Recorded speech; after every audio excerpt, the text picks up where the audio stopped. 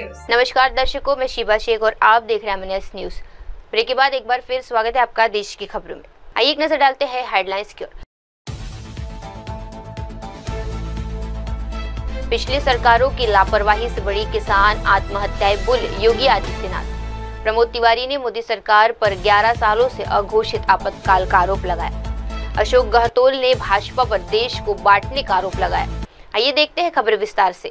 पिछली सरकारों की लापरवाही से बड़ी किसान आत्महत्याएं बोले योगी आदित्यनाथ। उत्तर प्रदेश के मुख्यमंत्री योगी आदित्यनाथ ने कहा कि कृषि और उनसे जुड़े क्षेत्रों में अपार संभावनाएं होने के बावजूद पिछली सरकारों की लापरवाही और किसान विरोधी मानसिकता के कारण राज्य की प्रगति बाधित हुई। उन्होंने आरोप लगाया कि योजनाओं को आपस में बांटने और टेंडर छीनने के लिए बनाया गया, जबकि किसानों, नौजवान, महिलाओं और पशुपालकों के हितों की अनदेखी की गई। सीएम ने कहा कि इस राज्य की स्थिति धीरे धीरे दयनीय होती है और किसान आत्महत्या तक करने को मजबूर हुए। उन्होंने ये भी कहा कि 2014 के बाद प्रधानमंत्री नरेंद्र मोदी के नेतृत्व में सर्वांगीण विकास की भावना को आगे बढ़ाया गया, जिससे यूपी में कृषि समेत विभिन्न क्षेत्रों में सुधार हुआ है।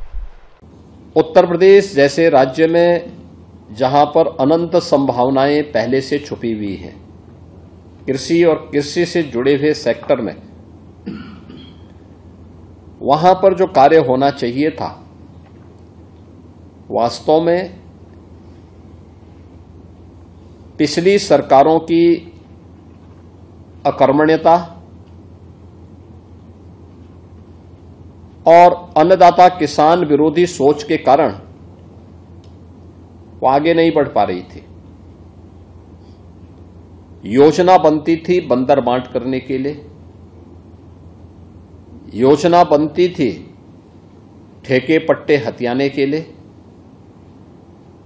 उसके पीछे अन्नदाता किसान का, नौजवान का, महिलाओं का, पशुपालकों का हित हो सके ये भाव ही नहीं था। और यही कारण था कि जिस राज्य में कृषि सेक्टर में अनंत संभावनाएं थीं, वह राज्य धीरे धीरे करके बदहाल होता गया। लगातार किसान आत्महत्या करने लग गया। पशुपालक अपने पशुधन से एक प्रकार से उसने वैराग्य सा धारण कर लिया था। लेकिन 2014 के बाद देश के अंदर समग्र विकास की जिस अवधारणा को प्रधानमंत्री मोदी जी ने आगे बढ़ाया, आज वह जमीनी धरातल पर देश के अंदर भी देखने को मिल रहा है और उत्तर प्रदेश के अन्नदाता किसानों के जीवन में हुए परिवर्तन के माध्यम से भी हम देख सकते हैं। आज हमारा अन्नदाता किसान को सहाल है। आज वो आत्महत्या नहीं करता, पलायन नहीं करता। आज उसे कृषि और कृषि से जुड़े हुए एलाइड सेक्टर में सभी प्रकार की प्रोत्साहन भी मिलते हैं, तकनीक भी मिलती है और उसे हर प्रकार से सरकार सहयोग करने के लिए तत्पर दिखाई देती है। आइए बढ़ते हैं अगली खबर की ओर। प्रमोद तिवारी ने मोदी सरकार पर 11 सालों से अघोषित आपातकाल का आरोप लगाया।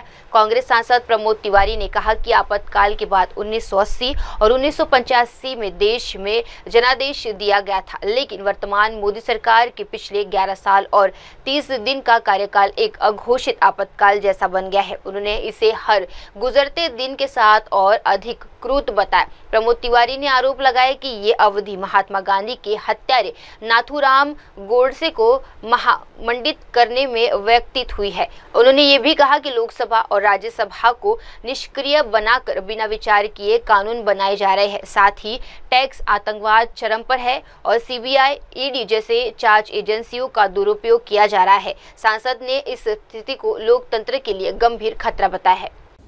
इमरजेंसी के बाद जनादेश 87 में भी आ चुका है, 85 में भी आ चुका है, पर जिस तरीके से पिछले 11 साल 30 दिन जो मोदी सरकार के हैं, यहां एक अघोषित इमरजेंसी की तानाशाही हर दिन के साथ और क्रूर होती जा रही है।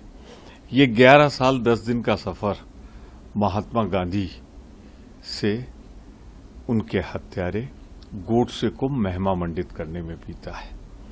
लोकसभा राज्यसभा पंगु कर दी गई, 150 सदस्यों को निकालकर वहां कानून पास कराए गए। टैक्स टेररिज्म अपने चरम पर है। सीबीआई, जो दूसरी ईडी एजेंसी, टैक्सेशन, इन पर भरपूर दुरुपयोग हो रहा है। विरोधियों पर सारे संविधान से दूर हटकर क्रूर ढंग से उन पर हमला हो रहा है। मीडिया गिरवी रखने की कोशिश, न्यायपालिका प्रभावित करने की एक जद्दोजहद सबके सामने आ रही है। यही नहीं, कितने लोग आज जेल में हैं अर्बन नक्सलिज्म के नाम पे, जो आवाज उठा रहे हैं गांधीवादी या नागरिक वसूलों की, नागरिक अधिकारों की। ये 11 साल 30 दिन मोदी सरकार के क्रूर, विकृत, अघोषित तानाशाही का जीता जागता परिणाम है। मोदी जी, आपसे एक सवाल, इमरजेंसी में आप कहां थे? आइए बढ़ते हैं अगली खबर की ओर। अशोक गहलोत ने भाजपा पर देश को बांटने का आरोप लगाया। जोधपुर में आपातकाल लागू होने के 50 वर्ष पूरे होने पर मनाए जा रहे संविधान हत्या दिवस के मौके पर कांग्रेस नेता अशोक गहलोत ने भाजपा सरकार की आलोचना की। उन्होंने कहा कि भाजपा के कार्यकाल में कोई खास उपलब्धि नहीं है और उन्हें लोगों को गुमराह करने के चुनाव जीते हैं। गहलोत ने कहा कि अगर देश को एकजुट रहना है तो विभिन्न धर्मों और भाषाओं के लोगों को साथ लाना होगा, जो महात्मा गांधी का दर्शन था। अशोक गहलोत ने कांग्रेस के इतिहास का उल्लेख करते हुए कहा कि कांग्रेस ने देश की आज़ादी के लिए संघर्ष किया, लेकिन आरएसएस भाजपा को इस संघर्ष से कोई तकलीफ नहीं हुई। उन्होंने भाजपा पर आरोप लगाया कि उनके पास सिर्फ हिंदू मुस्लिम भावनाओं को भड़काने के अलावा कोई काम नहीं है और उन्होंने महंगाई तथा बेरोजगारी की चिंता नहीं है। देखिए, इनकी उपलब्धि में कुछ है नहीं। 11 साल के शासन में कुछ करके दिखाया नहीं। जो वादे किए थे 2 करोड़ लोगों को रोजगार देंगे, 15 लाख रुपए खाते में डाल देंगे, आपके आमदनी दुगनी कर देंगे किसानों की, क्या क्या नहीं बोले थे। अगर मोदी जी की स्पीच उससे सुन ले हम लोग तो हमें कहने की आवश्यकता ही नहीं है। ब्लैक मनी लेके आएंगे स्विस बैंकों से, कितनी बड़ी बड़ी बातें की थी और असत्य बोल के कि 2G स्पेक्ट्रम घोटाला हो गया। कोलगेट का 1,40,000 करोड़ का घोटाला हो चुका है। 11 साल में वो घोटाले कहाँ गए जो आरोप लगाए थे कांग्रेस पर। तो जिस प्रकार से इन्होंने जो कुछ भी लोगों गुमराह करके बाद में हिंदू मुसलमान करके आप चुनाव जीत जाते हो, पर देश को अगर एक रखना है, अखंड रखना है, तो आपको सभी जाति सभी धर्म के लोगों के साथ लेके चलना ही पड़ेगा। अलग अलग भाषाएं बोलते हैं, दक्षिण में तेलुगु, तमिल, मलयालम, कितनी भाषाएं हैं, बंगाली अलग है, गुजराती अलग है, मराठी अलग है। अब ऐसे मुल्क को अगर एक अखंड रखना है तो तमाम भाषा बोलने वालों को, तमाम जातियों को, तमाम धर्मों को साथ लेकर चलना पड़ेगा। ये कांग्रेस की नीति रही है महात्मा गांधी के जमाने से ही। अब नई पीढ़ी को गुमराह कर रहे हैं, वो हमारे सबके लिए चिंता का विषय होना चाहिए। सच्चाई क्या है? आजकल सोशल मीडिया है, आजकल आर्टिफिशियल इंटेलिजेंस अलग आ गई है। मैं चाहूंगा कि एआई का उपयोग सब लोग करें। एआई नई क्रांति हो रही है दुनिया के अंदर, जिसमें आपको तमाम इंफॉर्मेशन 50 साल पहले की मिल जाएगी आपको। मैं खुद उसको यूज करता हूँ। कोई चीज मालूम करनी हो तो आप मालूम कर सकते हो। सर, मुख्यमंत्री का जब मामला है तो इतनी बातें कांग्रेस करने के लिए बहुत कुछ है। आजादी जंग हमने लड़ी थी, कांग्रेस के लोगों ने लड़ी थी। आरएसएस और बीजेपी ने अपनी उंगली भी नहीं कटाई उस वक्त। इनको पूछो, इनको, आप भी उस वक्त नहीं थे, आप इनके नेता थे बुजुर्ग। उस वक्त में इन्होंने क्यों नहीं आजादी जंग में भाग लिया?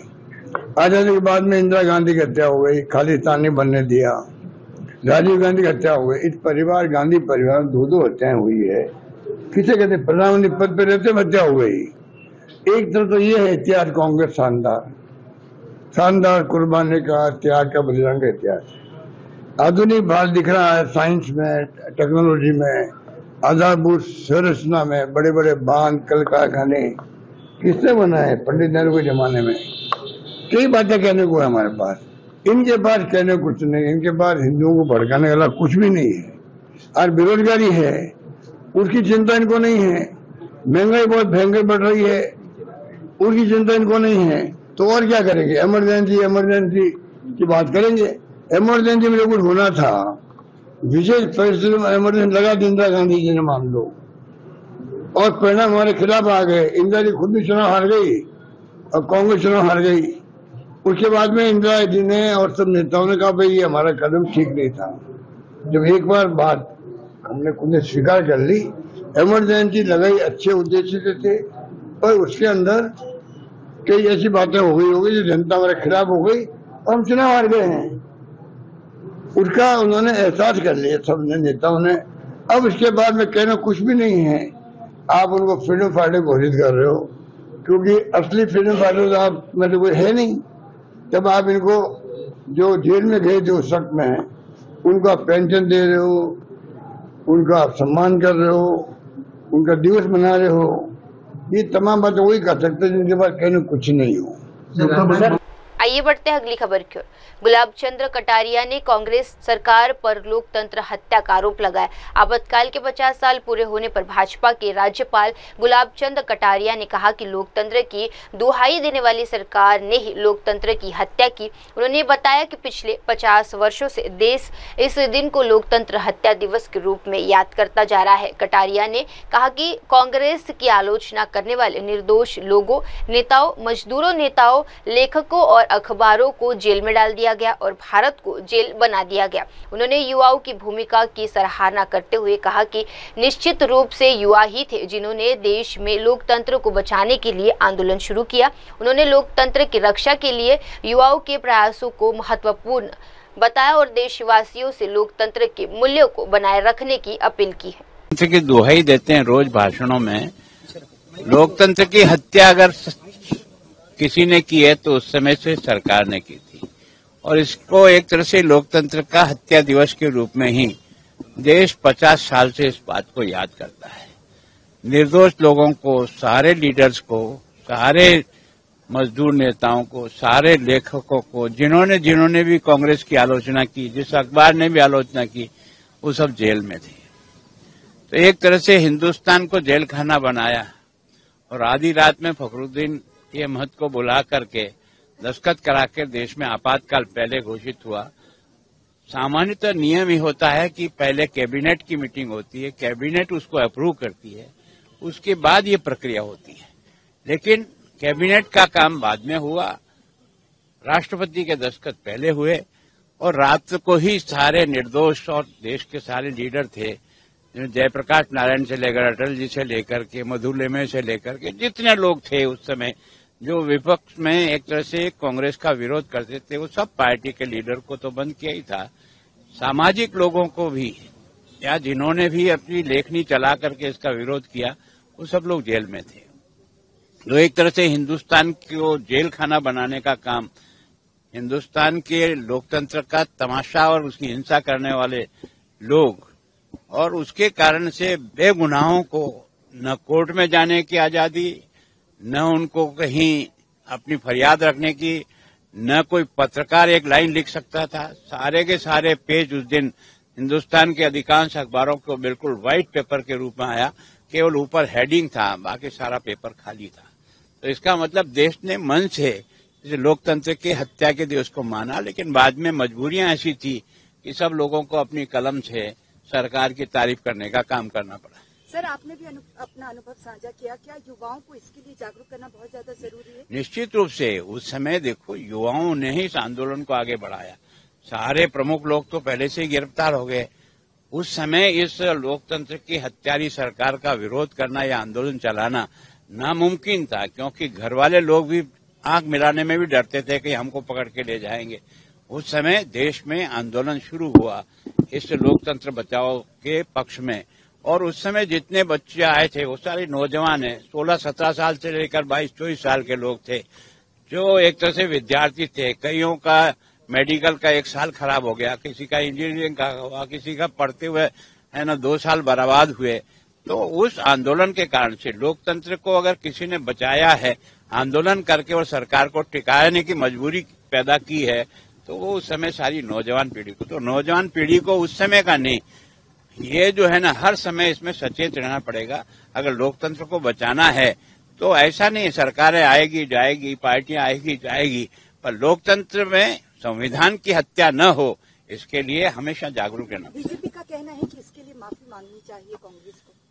देखो, मैं उसके बारे में तो अभी कुछ नहीं कह सकता हूँ। सारा देश चिल्लाता था माफी क्या मांगो, इनको तो बड़े से बड़े दंड मिलना चाहिए वास्तव में, जिन्होंने इस प्रकार केवल अपने राज को बचाने के लिए, वो भी हमने नहीं छोड़ा था, वो तो इलाहाबाद हाईकोर्ट ने उनको अयोग्य घोषित किया था। उन्होंने गलत तरीके अपनाकर चुनाव जीते थे, तो एक तरह से राजनारायण ने उनके खिलाफ केस लगाया था। इलाहाबाद कोर्ट के बहादुर मतलब एक तरह से जज ने उनके खिलाफ फैसला देकर उनको 6 साल के लिए डिबार कर दिया। उन्होंने अपनी सत्ता को बचाने के लिए ये सारा कुकर्म किया। आइए बढ़ते हैं अगली खबर की ओर। विजय वडेट्टीवार ने भाजपा द्वारा संविधान हत्या दिवस कहने को हास्यास्पद बताया। कांग्रेस के नेता विजय वडेट्टीवार ने कहा कि भाजपा द्वारा आपातकाल की 50वीं वर्षगांठ को संविधान हत्या दिवस कहना हास्यास्पद है। उन्होंने कहा कि भाजपा हर दिन संविधान बदलने की बात करती है और उनके यूपी के सीएम मनसुमी को अपनी मेज पर रखकर बात करते हैं, जो दर्शाता है कि वे संविधान में विश्वास नहीं करते। वडेट्टीवार ने कहा कि जो लोग हर दिन संविधान की हत्या कर रहे हैं उन्हें इस विषय पर बात करने का कोई अधिकार नहीं है। उन्होंने भाजपा की उन नीतियों और विचारधाराओं की कड़ी निंदा की जो संविधान के मूल्यों के खिलाफ है। संविधान की हत्या करते हैं जिन्होंने कभी संविधान को माना ही नहीं था, संविधान निर्माण करते वक्त उसका विरोध किया था, वो आज ये जो दोगली भाषा बोल रहे, ये उनकी भूमिका, जहाँ पे जब देश स्वतंत्र हो रहा था, जिन्होंने स्वतंत्रता को विरोध किया, जिन्होंने इस देश के अंग्रेजों के साथ पूरा देश खड़ा था, तब जो विचारधारा है वो अंग्रेजों के साथ में खड़ी थी, जिन्होंने 55 साल तक अपना तिरंगा फहराया नहीं, जिस विचारधारा से पक्ष चलता है। तो मैं कहता हूँ कि इनको लोकशाही की हत्या करना यानी संविधान की हत्या करना, इसे बोलना गलत है, यह हास्यास्पद है। इसकी वजह यह है कि जिन्होंने रोज संविधान को बदलने की भाषा की है, जिनके सीएम यूपी के अपने टेबल पर मनुस्मृति रखकर बात करते हैं, वो संविधान को मानते नहीं है। इनके बहुत सारे लोगों ने संविधान बदलने की भाषा की और मनुस्मृति लागू करने की भाषा की। जब ये आनी बानी की बात करते तब इंदिरा जी ने फिर से चुनाव में सामने गई। आनी बानी के बाद जब चुनाव हुआ तो उसके बाद में इंदिरा जी को जनता ने प्रचंड बहुमत से चुन के दिया था, बहुत बड़ा मैंडेट दिया था। तो इसका मतलब यही था कि वो उस वक्त की जरूरत थी। आज तो रोज आनी बानी है, आज रोज अघोषित आनी बानी है, हुकुमशाही है। कौन संविधान पे चल रहा है? क्या देश संविधान पे चल रहा है? मनोमर्जी से काम चला रहे हैं और वो कहते हैं कि आज 55-58 साल के बाद कि आनी बानी का दिन हत्या संविधान की हत्या है।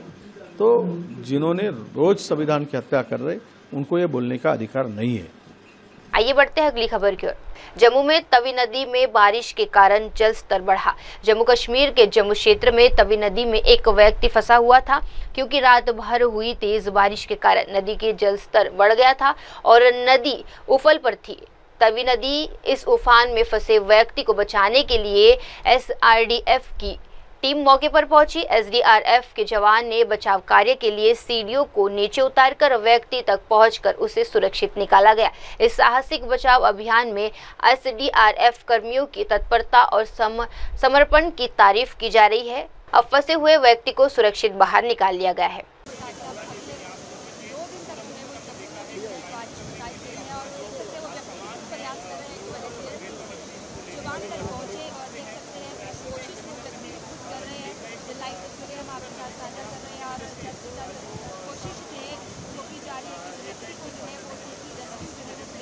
कोशिश है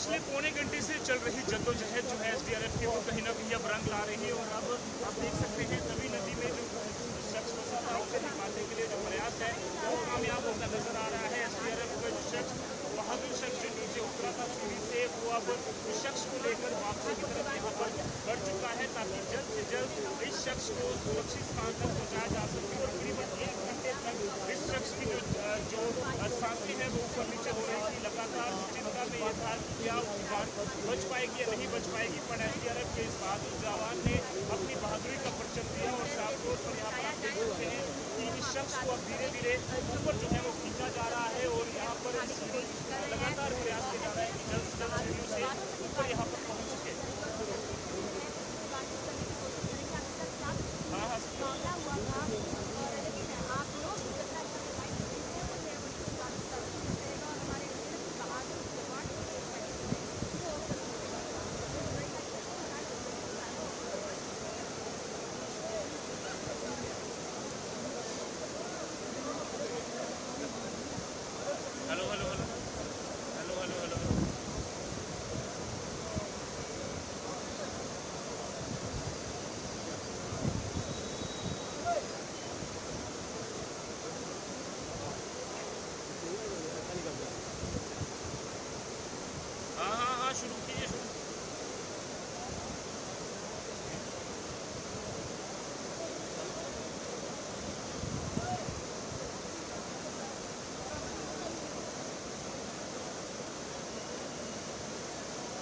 बिल्कुल बिल्कुल चंदन, ये देखिए तस्वीरें और ये मेहनत जो है एसडीआरएफ की टीम थी पिछले 1 घंटे से जो जद्दोजहद कर रहे थे वो कामयाब होती हुई नजर आ रही है। और इस शख्स अब अपनी 2 जो आखिरी सीढ़ियां हैं वो चढ़कर सीधा ही एसडीआरएफ की टीम तक पहुंच जाएगा। पिछले 1 घंटे से जो इसकी सांस है वो ऊपर नीचे लगातार हो रही थी और एसडीआरएफ के बहादुर जवान जो अभी भी लगा हुआ है, लगातार प्रयास किया जा रहा है कि उसे सुरक्षित स्थान तक पहुंचाया जा सके। और साफ तौर पर आप देख सकते हैं एसडीआरएफ की टीम का जवान अभी भी लगातार नीचे वहीं पर मौजूद है और इस तरह के कई सारी मॉकड्रिल समय समय पर यहाँ पर की जाती है। आप देखिए जो शख्स है अब वो पूरी तरह से सुरक्षित स्थान तक पहुंच चुका है, ऊपर पुल तक पहुंच चुका है और 1 घंटे से सांस ऊपर नहीं शख्स की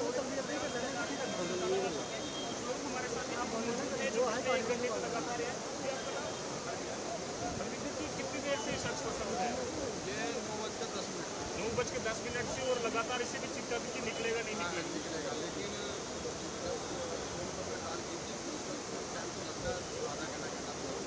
बिल्कुल। और एसडीआरएफ के बहादुर जवान नीचे उतरे आ गया पूरी तरह से। आप देखिए अभी भी वो लगे हुए हैं, बहादुरी दिखाई। हम मुबारकबाद देते हैं टीम को बिल्कुल। और इसीलिए आप देखिए अभी भी वो जवान जो है पूरी तरह से। आइए बढ़ते हैं अगली खबर की ओर। 1975 में इंदिरा गांधी ने चुनाव हारने के बाद आपातकाल लगाया, बोले मोहन यादव। मध्य प्रदेश के मुख्यमंत्री मोहन यादव ने कहा कि 1975 में इस दिन इंदिरा गांधी ने चुनाव हारने के बाद आपातकाल लगाया था। उन्होंने कांग्रेस पर आरोप लगाया कि उनसे अपने स्वार्थ के लिए कभी कानून और संविधान का सम्मान नहीं किया। सीएम मोहन यादव ने ये भी कहा कि आज कांग्रेस डॉक्टर BR आम्बेडकर के लिए मगरमच्छ के आंसू बहा रही है, जबकि वे पहले उनके अपमान के लिए जिम्मेदार थे और उन्हें कभी चुनाव जीतने नहीं दिया। उन्होंने कांग्रेस से आग्रह किया कि वे पिछले अपने पापों के लिए माफी मांगे और लोकतंत्र की मर्यादा का सम्मान करें। आपातकाल दिवस, काला धब्बा,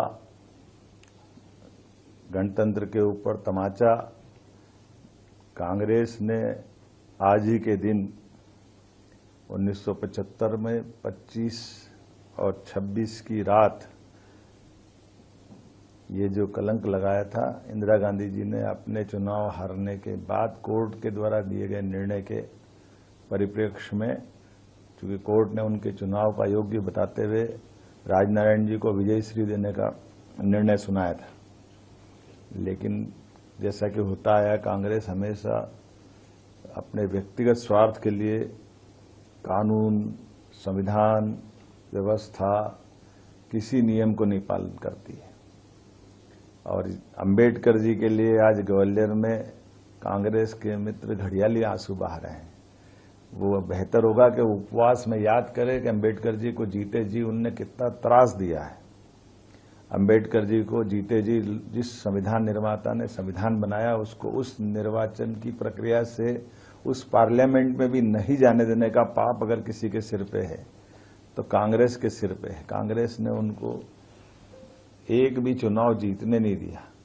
उपचुनाव जब उनके 2 पार्टी के जीते, एक उपचुनाव में उनके सदस्य ने इस्तीफा देकर उनको निर्वाचन का मौका दिया, तो प्रधानमंत्री रहते हुए तत्कालीन प्रधानमंत्री श्रीमान जवाहरलाल नेहरू उस उपचुनाव में भी प्रचार करने गए और वहां पर भी उनकी आत्मा उनको हरा करके मानी। दुर्भाग्य के साथ कहना पड़ेगा, वो जीते जी उनको जितना कष्ट दिया, मरने के बाद भी, उनके शरीर छूटने के बाद, एक ऐसे महान अंबेडकर जी जिनने अपने जीवन के सभी पक्षों से समता आधारित समाज, संविधान, कितना योगदान दिया, लेकिन उनको देहावसान के बाद दिल्ली में उनके अंतिम संस्कार का भी मौका नहीं दिया है। मजबूरी में उनकी उस मृत शरीर को लेकर के हवाई जहाज से बंबई जाना पड़ा और उससे बढ़कर के कांग्रेस के लोगों ने अन्याय करते हुए उस विमान के किराए का वसूली भी उनकी पत्नी से की। कल्पना कर सकते कि कांग्रेस कहां तक नीचे जा सकती। जीते जी उनको काम नहीं करने देती है, जीते जी उनके कष्ट बढ़ाती है, हारने के मजबूर करती है, शरीर छूटने के बाद जलाने का मौका नहीं देती है। जिस विमान से ले जाते हैं उस विमान का किराया उनकी पत्नी से वसूल करती। तो आज का दिन अच्छा है, ग्वालियर में कांग्रेसी मित्र उपवास कर रहे हैं। बेहतर होगा कि वो अपने उस कांग्रेस के अतीत के पापों की क्षमा प्रार्थना करें। और ये जो पूरा घटनाक्रम अंबेडकर जी के प्रतिमा को लेकर के ये पूरा संकट खड़ा किसने खड़ा किया? कांग्रेस ने पहले विरोध किया और कांग्रेस ही आज बजाय ये कोर्ट में हाई कोर्ट के चीफ जस्टिस की कमेटी के पास जाए, उनसे वहां निवेदन करे कि हाँ आप जल्दी निराकरण करो, हमारा पक्ष सुनो, लेकिन बजाय वहां करने के वोट की राजनीति करने और ग्वालियर में जनता को मूर्ख बनाने आए। जनता सब जानती है और बहुत अच्छा संयोग है। जिस दिन वो संविधान की आत्मा रोई थी, संविधान के साथ अन्याय करा था कांग्रेस ने, उस दिन उनने उपवास करते हुए ये दोनों झूठ के पर्दे खुलेंगे।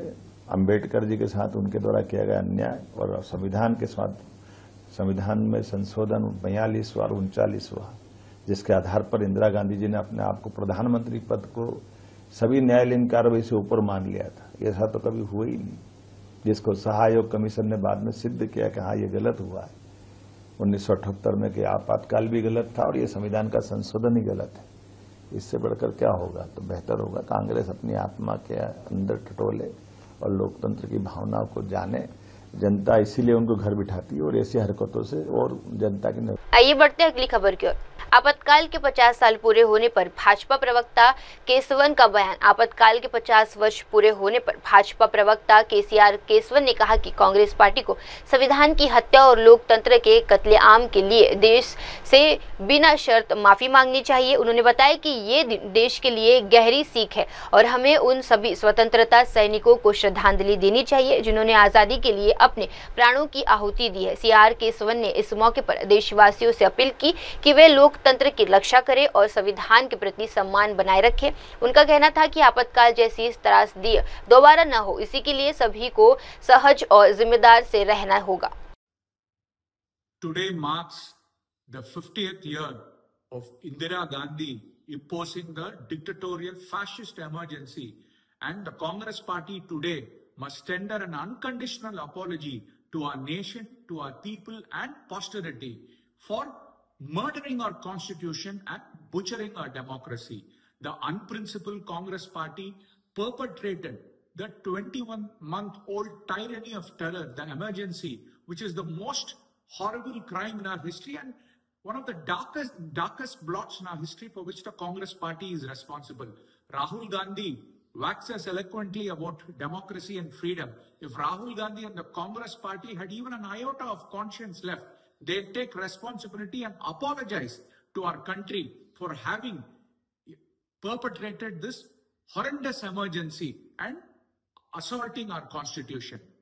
Also, the opposition parties who are in alliance with the Congress Party, like the DMK and the RJD, should advise the Congress Party to tender an apology, because Shri M.K. Stalin, the Chief Minister of Tamil Nadu himself, has written in his biography how he was tortured during emergency. And Lalu Prasad Yadav went to jail and he even named his daughter, who's now a member of parliament, as Misa, after the Maintenance of Internal Security Act during the emergency. So these opposition parties who are in an opportunistic alliance with the Congress should prevail upon the Congress Party to apologize today to the entire country for the heinous wrong which the Congress Party had committed by enforcing emergency. Also, today is a grim yet imperative reminder for our younger generation as to how, when power goes into the wrong hands, how it can be abused. It is very important that our younger generation should be aware and be vigilant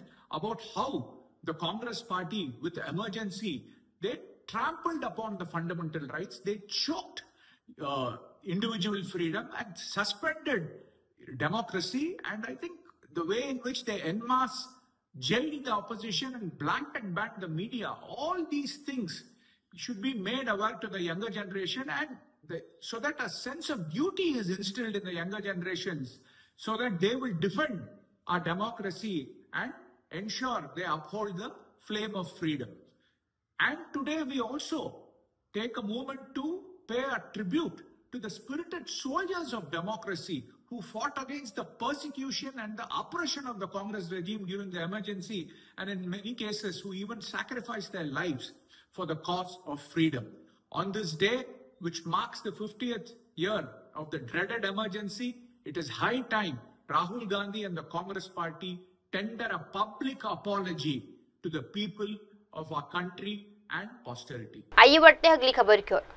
Manoj Tiwari ने आपातकाल को संविधान की हत्या बताया। BJP नेता मनोज तिवारी ने कहा कि 1975 की इमरजेंसी केवल एक घटना नहीं थी, बल्कि उस समय संविधान की हत्या हुई थी। उन्होंने राहुल गांधी को भी संविधान की बात करते हुए देखा, लेकिन याद दिलाया कि उनकी पार्टी ने ही उस समय संविधान की हत्या की थी। मनोज तिवारी ने कहा कि ये कांग्रेस की मानसिकता थी कि अगर लोग उनके हिसाब से काम नहीं करेंगे तो वे संविधान को दरकिनार कर सकते हैं। उन्होंने मोदी सरकार को धन्यवाद दिया कि वे इस महत्वपूर्ण विषय पर खुलकर चर्चा कर रही है, जिससे देश के लोगों को इतिहास की सही जानकारी मिल सके। उन्होंने जोर देकर कहा कि आपातकाल पर खुलकर चर्चा होनी चाहिए ताकि भविष्य में ऐसी स्थिति न आए।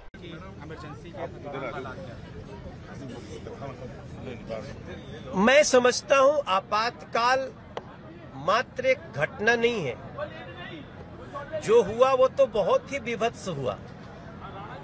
आज भी इस देश का प्रत्येक देश को प्यार करने वाला व्यक्ति क्या कहेगा? हमें संविधान की रक्षा करनी है। कुछ वो लोग भी कहते हैं, हम राहुल गांधी जी के हाथ में भी संविधान को पॉकेट में रखते हुए देखते हैं। तो संविधान को पॉकेट में रखने वाले इन्हीं लोगों की पार्टी 1975 में संविधान की हत्या कर दी थी, संविधान को निरस्त कर दिया। जो कहेंगी इंदिरा गांधी वही होगा कानून, यही था उनका फरमान। इसलिए आज इस बात को हिंदुस्तान याद रखे। मेरा थॉट है कि आपातकाल लगाना सिर्फ एक घटना नहीं थी, वो एक प्रवृत्ति थी, मानसिकता है। वो कांग्रेस की मानसिकता है कि अगर हमारे अनुसार नहीं चलोगे तो हम सारे देश के संविधान को ताक पे रख देंगे। और अगर किसी की प्रवृत्ति ऐसी है, किसी का मानस ऐसा है, तो उसको देश को याद रखना चाहिए। इसलिए धन्यवाद मोदी सरकार का, धन्यवाद वर्तमान सरकार का। उन्होंने 25 जून को संविधान हत्या दिवस के रूप में बताया। अब अगर इतने लोग आए हैं या बाहर सड़क पे जा रहे हैं लोग, होर्डिंग पोस्टर लगे हैं, वो बोले अच्छा आपातकाल आपातकाल, everybody is talking about emergency. But emergency क्या है इसको डिस्कस करना पड़ेगा। आज हमारे खट्टर साहब आए यहाँ पे, रेखा गुप्ता जी, हमारा कपिल मिश्रा का मंत्रालय ये सब किया है। इसका मूल क्या है कि जितने लोग आए हैं ये जाके अपने अपने बच्चों को समझाएं। इनको तो कितने लोग तो आकर के भी नहीं आते हैं। हो सकता है आए कि बहुत भीड़ है, हाँ बहुत अच्छा है, भारतीय जनता पार्टी जिंदाबाद या हिंदुस्तान जिंदाबाद। जरूरी है कि आज के इन एवरी जो पोस्टर्स हैं, हर पोस्टर को ध्यान से देखें। आप यहाँ देखिए थोड़ा सा, अनकहे अत्याचार, तानाशाही की मानवीय कीमत। आप देखिए अनकहे, आप सोच सकते हैं, आप अपने से पीटीआई बात कर रही है, आप जितना भी जलता सवाल करेंगे हम जवाब देंगे। हमें बहुत बुरा लगेगा आपका कोई सवाल, तो भी हम चुपचाप आगे बढ़ जाएंगे। लेकिन 1975 की रात आपकी जुबान भी बंद की गई, आपका आईडी भी बंद किया गया, और ज्यादा एडिटर उछले तो उनको जेल में बंद किया गया। ये थी संविधान की हत्या, वो देश को याद रखा। आइए बढ़ते हैं अगली खबर की ओर। सीएम रेखा गुप्ता ने आपातकाल को लोकतंत्र की हत्या बताया। आपातकाल के 50वें वर्ष पर आयोजित प्रदर्शनी का उद्घाटन करने के बाद दिल्ली की मुख्यमंत्री रेखा गुप्ता ने कहा कि उस दौरान लोकतंत्र की हत्या हुई। उन्होंने बताया कि ये घटना सत्ता के लालच में की गई थी और इसे भूलना नामुमकिन है। रेखा गुप्ता ने कहा कि जो लोग आज संविधान को जेब में रखते हैं उन्हें याद रखना चाहिए कि उनके पूर्वजों ने संविधान की हत्या की थी। उन्होंने कहा कि लाखों निर्दोष लोगों को जेल में डाला गया और 21 महीने तक देश में ये अत्याचार चल रहा था। कई परिवार इस संकट में प्रभावित हुए। सीएम ने देशवासियों से अपील की कि इसे याद रखना जरूरी है ताकि भविष्य में ऐसी कोई पुनरावृत्ति न हो। लोकतंत्र की हत्या हुई, 50 साल बीत गए। मुझे उन लोगों पे हंसी भी आती है और गुस्सा भी आता है जो लोग लोकतंत्र को अपनी जेब में लेकर के घूमते हैं, दुहाई देते हैं कि लोकतंत्र की रक्षा करो। मैं उन्हें कहना चाहती हूं कि भाई, लोकतंत्र की हत्या करने वाले तो तुम्हारे ही पूर्वज थे, जिन्होंने भारत के इतिहास में इससे काला दिन नहीं हो सकता जब गला घोट दिया गया संविधान का।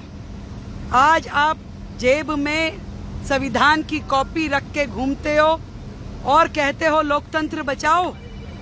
आप भूल कैसे सकते हो वो 25 जून 1975 को जब लाखों लोकतंत्र के सेनानियों को जेल में डाल दिया गया, बिना कसूर के उन्हें सजा दी गई।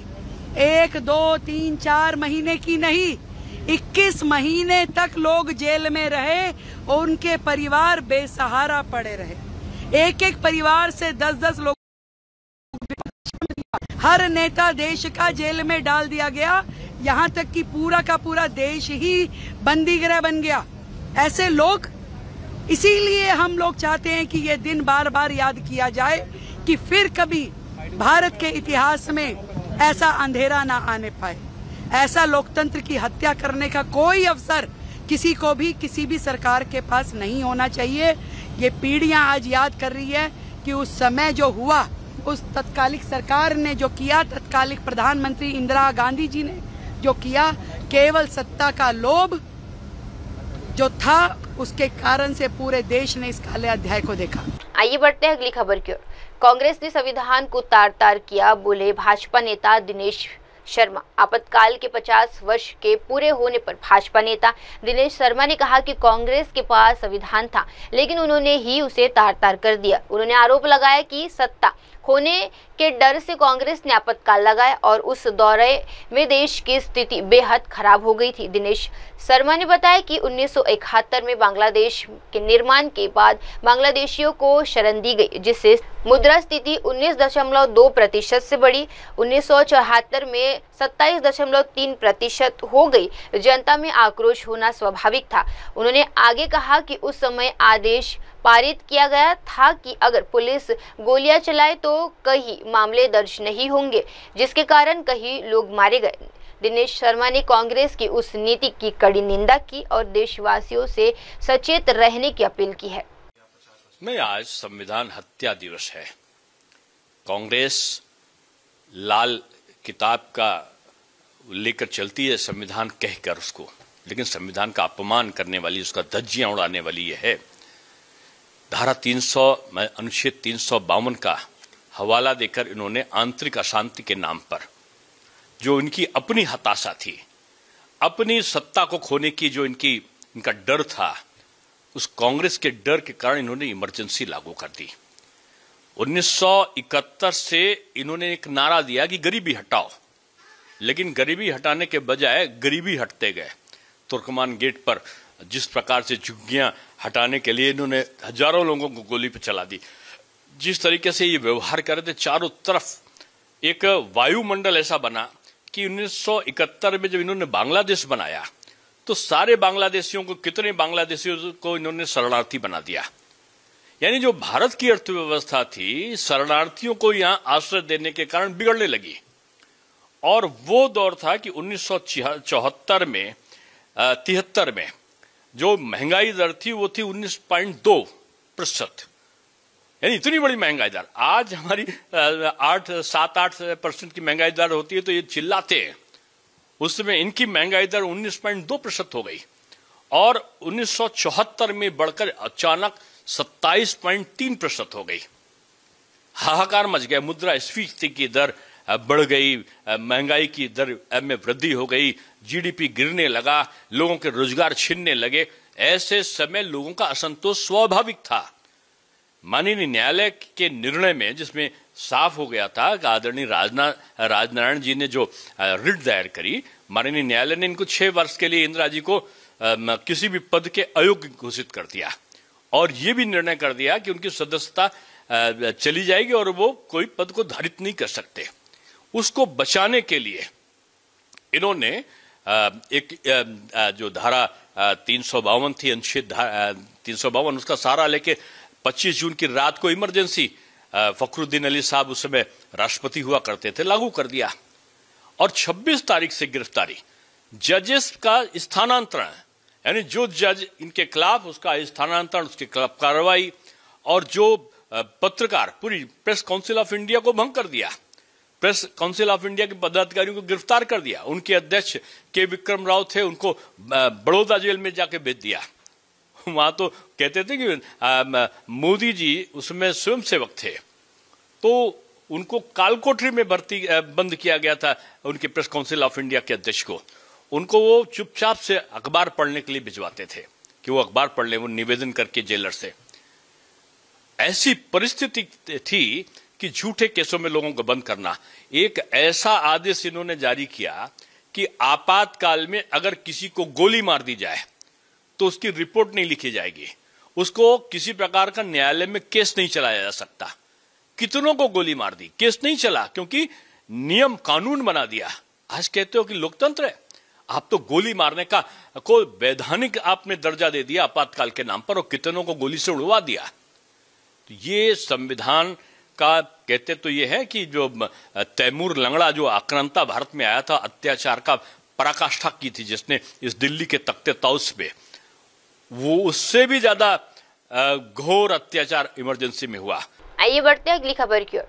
योगी आदित्यनाथ ने डेयरी संयंत्रों के संचालन के लिए समझौते ज्ञापन पर हस्ताक्षर किए। उत्तर प्रदेश के मुख्यमंत्री योगी आदित्यनाथ ने गोरखपुर और कानपुर में डेयरी संयंत्रों के संचालक के साथ साथ अंबेडकर नगर में पशु आहार उत्पादन इकाई के लिए राष्ट्रीय डेयरी विकास बोर्ड और यूपी सरकारी डेयरी फेडरेशन के बीच समझौता ज्ञापन पर हस्ताक्षर समारोह में भाग लिया। इस समझौते के तहत डेयरी उत्पादन और पशु आहार की गुणवत्ता में सुधार की दिशा में बड़े कदम उठाए जाएंगे, जिससे किसान और डेयरी व्यवसायियों को लाभ होगा। मुख्यमंत्री ने इस अवसर पर कहा कि राज्य में कृषि और डेयरी उद्योग को बढ़ावा देने के लिए सरकार प्रतिबद्ध है और ये पहल ग्रामीण अर्थव्यवस्था को सशक्त बनाएगी। आइए बढ़ते हैं अगली खबर की ओर।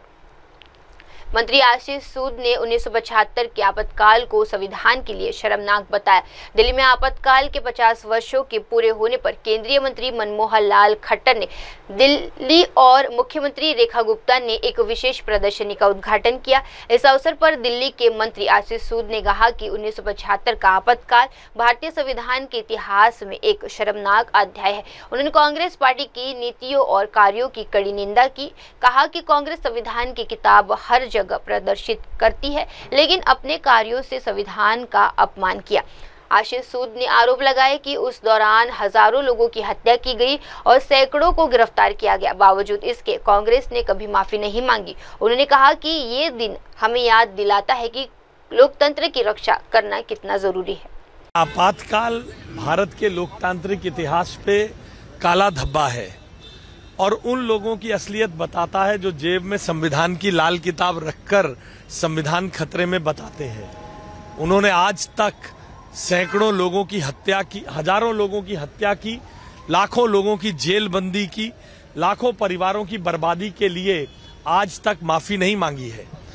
ये घटना हमें याद दिलाती है कि हम सबको जागरूक रहकर अपने अंदर के जयप्रकाश नारायण को जीवित रखना है, ताकि हम किसी भी तानाशाह के अंदर अगर दोबारा इमरजेंसी लगाने की प्रवृत्ति जागे तो उसको रात के सपने में भी ये याद आना चाहिए कि अगर उसने तानाशाही करी तो इंदिरा की तानाशाही को राजीव चौक पर उजागर करने के लिए देश की जनता और देश का इतिहास आ जाए। आइए बढ़ते अगली खबर की।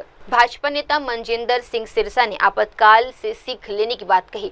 1975 के आपातकाल में 50 वर्ष पूरे होने पर भाजपा नेता मनजिंदर सिंह सिरसा ने कहा कि हमें इस इतिहास से सबक लेना चाहिए। उन्होंने अमित शाह के बयान का जिक्र करते हुए कहा कि हमें आपातकाल की त्रासदी से सीख लेकर आगे बढ़ना होगा।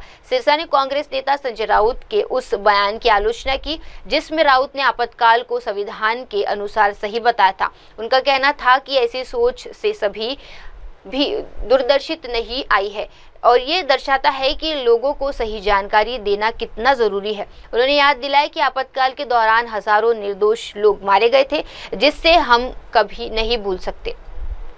50 साल पूरे हो चुके हैं, क्या कुछ सीख है जो देश को हासिल? देखिए, देश को आज सीख चाहिए कि मैं देख रहा था कि अमित शाह जी ने कल बताया कि इमरजेंसी की याद क्यों करानी जरूरी है और आज ही वो सामने आ गया। संजय राउत ने आज ही बयान दे दिया कि इमरजेंसी ठीक थी और संविधान के तहत की गई थी। ये कीटाणु अभी इनमें जिंदा हैं, इन कीटाणुओं को मारना जरूरी है।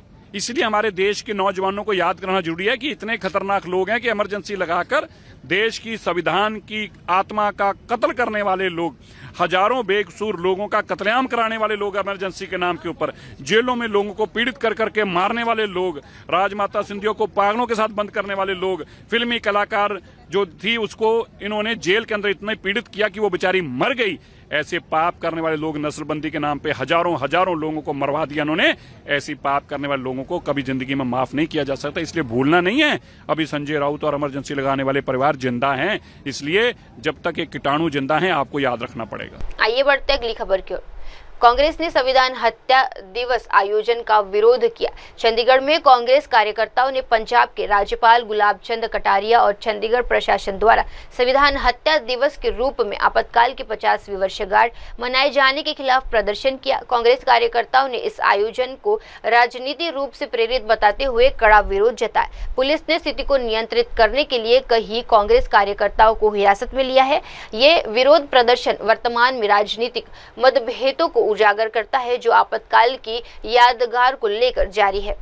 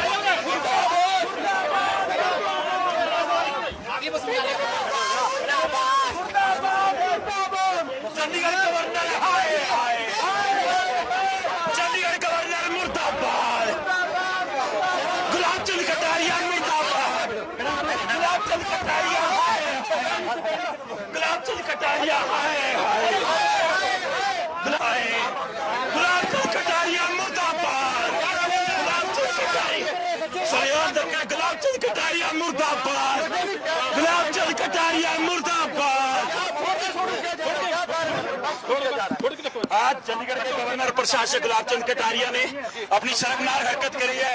आज संविधान हत्या दिवस मनाया जा रहा है। देश के अंदर आज कहते 50 साल इमरजेंसी को हो गए। संविधान की हत्या भाजपा सरकार रोज करती है। पिछले साल चंडीगढ़ मेयर इलेक्शन में भाजपा सरकार ने, अनिल बंसी ने संविधान की हत्या करी। क्या चंडीगढ़ के मेयर गवर्नर उन्होंने दिवस मनाया? जब गुजरात के दंगे होते हैं क्या भाजपा उस दिन दिवस मनाती है? और ये किसका पैसा है? किसके पैसे पे आज एक एडमिनिस्ट्रेशन एक प्रोग्राम करवा रही है जहां गवर्नर साहब चीफ गेस्ट के तौर पे आते हैं? ये बड़ी शर्मनाक हरकत है। भाजपा ने संविधान की हत्या 365 दिन करी है। जिन दिनों सरकार में आए थे हमें रोकने की कोशिश करी गई, हम पे दल बल का पूरा प्रयोग किया, पर हम डटे रहे, हम लड़ाई लड़ते रहे। और ये कांग्रेस की एक प्रोटेस्ट थी, इनको हमारे साथियों को डिटेन किया, हम डटकर साथ खड़े और आगे भी ऐसे खड़े रहेंगे। मेरा नाम सचिन गाला है, पार्षद वार्ड नंबर 13 से। अब वक्त हो चला है दर्शकों छोटे से ब्रेक का। ब्रेक के बाद भी जुड़े रहिए, देखते रहिए देश की तमाम बड़ी खबरें मेरे सहयोगी मिनल के साथ। धन्यवाद। नमस्कार, मैं Abhishek Bachchan. Keep watching MNS news.